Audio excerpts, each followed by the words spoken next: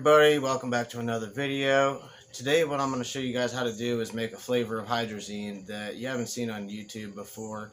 This is Hydrazine Chloride, also known Hydrazine Hydrochloride, or specifically this is the monochloride, so Hydrazine Hydrochloride. I've seen this called for in a couple energetic materials syntheses, and it specifically needed the chloride flavor as opposed to the sulfate flavor, which is the one that you see people doing on YouTube, at least as far as I know. I could be completely wrong, but I didn't find any hydrazine chloride synths on YouTube. So I figured I'd show you a couple ways that I've done it in the past. I know that this product is at least 99% pure, if not better, because I actually made some in spring of 2020 for Reactive Chem. If you guys don't know who he is, he's another fellow chem tuber here on YouTube. He's got a pretty good channel. He's also got a good channel on BitChute, so if you haven't checked him out, I'd recommend it. But anyhow, back to the movie. He needed some for one of these such energetic material synths, and I don't know why he didn't want to buy it or whatever, or make it himself, but I made it for him, sent it to him, and he said that it turned out absolutely tits on. So if you guys need somebody to attest to the quality of this, or the validity, whatever, authenticity, you can hit Reactive Chem up. Though I don't know if he's going to appreciate me putting his name out there like that. I did it, so sorry, bro. Anyhow, there's not too much to say about this except for the two ways that I'm going to show you how to make it. The first one is just, we're going to make free-base hydrazine and then acidify it directly with hydrochloric acid. That way it works fine. I find it to be somewhat of a pain in the ass to crystallize out the hydrazine, though, because when you do that process, what you have to do is something called fractal crystallization or selective crystallization, and that's because you've got a couple different compounds dissolved, and the two that you have, obviously the one is going to be the hydrazine hydrochloride, but the other one is that you've got a bunch of sodium chloride, and though it's very soluble, it's a little bit less soluble than the hydrazine is, believe it or not, and so it'll precipitate out first, and you've got to go through getting rid of all of that out before you can make sure that you've got the hydrazine. So that's a little laborious, but it does work, and it's fine, you know, whatever. The other way I'm going to show you is to do a metathesis reaction between hydrazine sulfate and calcium chloride. Now, it would be optimal here to use barium chloride. However, I don't have enough barium or even strontium chloride to do this, so I'm going to use calcium chloride. However, as I said, I used both methods actually when I was making Reactive Chem stuff that I sent him, and both turned out to be of relative identical purity. So even though calcium is, you know, a lighter element than either strontium or barium, it still will not really contaminate the hydrazine, because it is calcium sulfate that will be made is insoluble enough, it just crashes right out and there's negligible amounts left behind. So with all that said, let's get on to the fun stuff.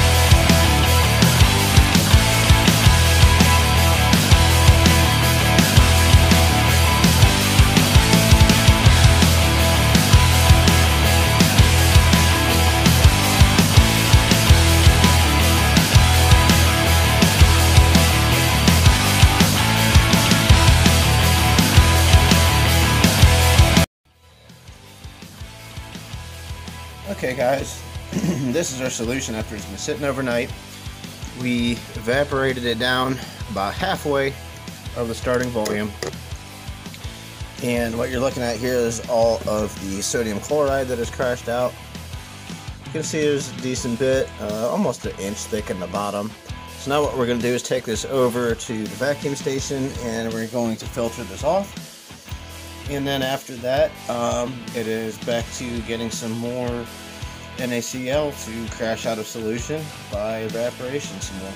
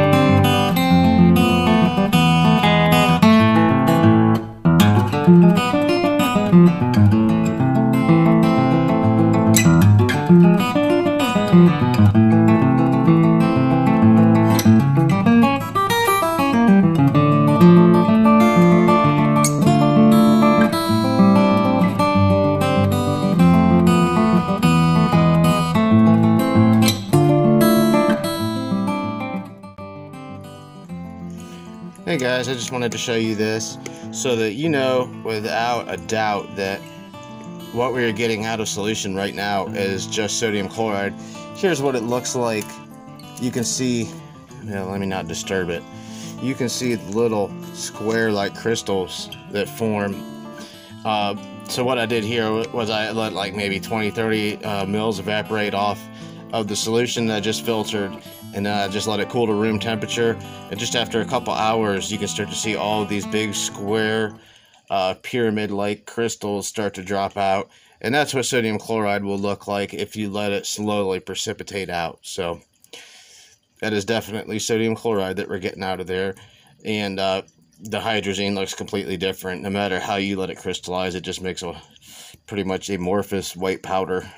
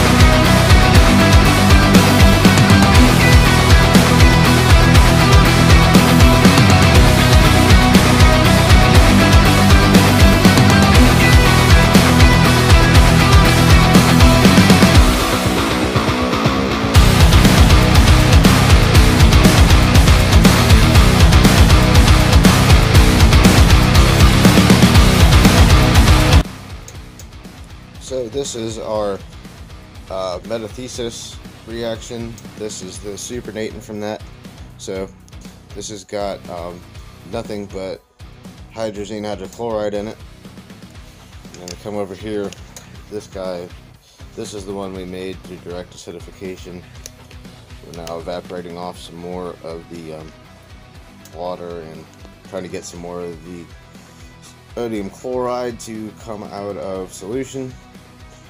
I just brought my other hot plate over to sit on the bench, have it closer, and swapped this one over here.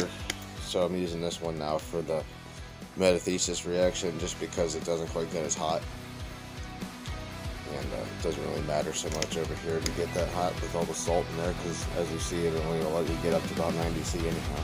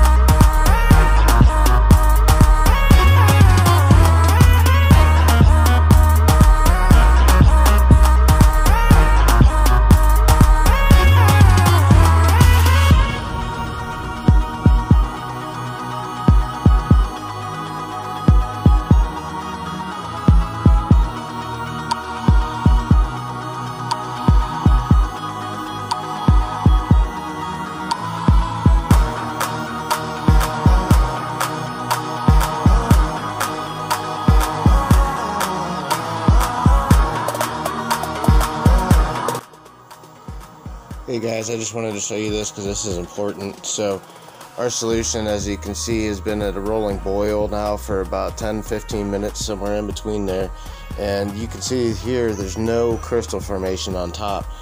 You would already start to be able to see crystals of sodium chloride precipitating out and coming to the surface after 15 minutes. Once the volume gets this low, if there was any sodium chloride left in there, in appreciable amounts anyhow. I mean, there might be, a tiny little bit. I can't guarantee there's none, but you don't see it coming out, is the point. So that's how you know that you're down to where you've got the hydrazine only in solution. Give it the old 10-15 minute boil test, and if you don't see crystals coming up, then you know. You also might start to notice odor. You can sort of kind of smell the hydrazine. Once it starts to heat up, it smells like a cross between asparagus piss and ethylene glycol. It's weird. Like, I started smelling antifreeze kind of like two on top of it when I was boiling. So those are the two signs that you're down to where you've got hydrazine mainly in solution.